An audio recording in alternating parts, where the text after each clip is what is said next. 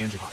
The storm, which intensified to a Category 1 hurricane strength, hit near Taishan City in Guangdong Province around 5:50 p.m. local time. With sustained winds of up to 106 mph, 170 km/h, and gusts exceeding 167 km/h, the storm severely impacted coastal infrastructure, uprooted trees, and triggered flash floods in low-lying areas. Hong Kong issued its highest tropical cyclone warning, signal number 10, for the first time since 2023, as the eye wall of Typhoon Weipha passed just south of the city around midday. The storm delivered more than 110 mm of rain within 3 hours, flooding streets and causing extensive damage to scaffolding in urban areas. Over 470 trees were reported down, and at least 26 people sought medical treatment for storm-related injuries. Public transportation came to a halt, with ferry services suspended due to high sea swells and the express train service to the airport temporarily shut down. Cathay Pacific Airways canceled all flights between 5 a.m. and 6 p.m., while Hong Kong International Airport rescheduled over 400 flights, affecting nearly 80,000 travelers.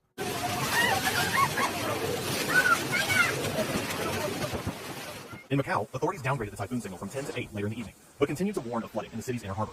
At least 200 flights were canceled at Macau International Airport, and public shelters were set up to accommodate displaced residents. Zhuhai, located near the storm's landfall zone, activated a Level 1 emergency response, the highest alert level in China's 4-tier system. The Hong Kong-Zhuhai-Macau bridge was closed. An outbound customs clearance was suspended as wind speeds continued to increase.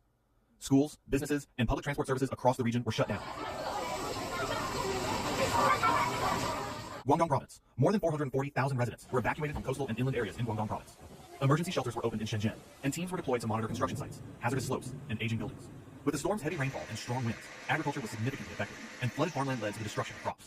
The storm also caused significant damage to infrastructure, with collapsed scaffolding and fallen trees reported across many districts.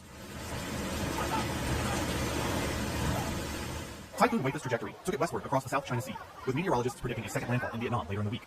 Earlier in its path, the storm passed over the Philippines, exacerbating seasonal monsoon rains and triggering flooding and landslides that affected more than 370,000 people, including 43,000 evacuees.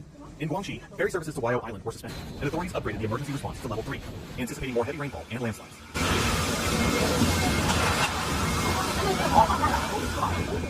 The economic toll from Typhoon Weipha is expected to be significant.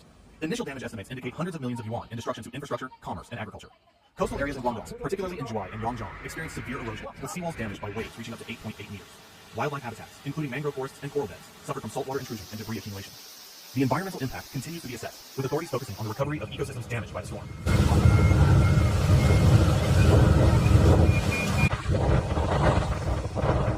In Shenzhen, emergency shelters were activated, and inspection teams monitored at-risk buildings, especially those in vulnerable areas. Water departments opened manhole covers to help drain floodwaters, and power companies stationed repair crews in key districts to address widespread outages. Emergency measures, including the mobilization of vegetable reserves to secure food supplies, were implemented in anticipation of prolonged disruption.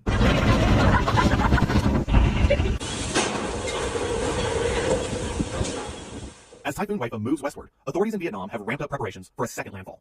In areas such as Halong Bay, evacuation operations have been conducted, and search operations for missing individuals continue after a tourist boat capsized due to violent waves and winds.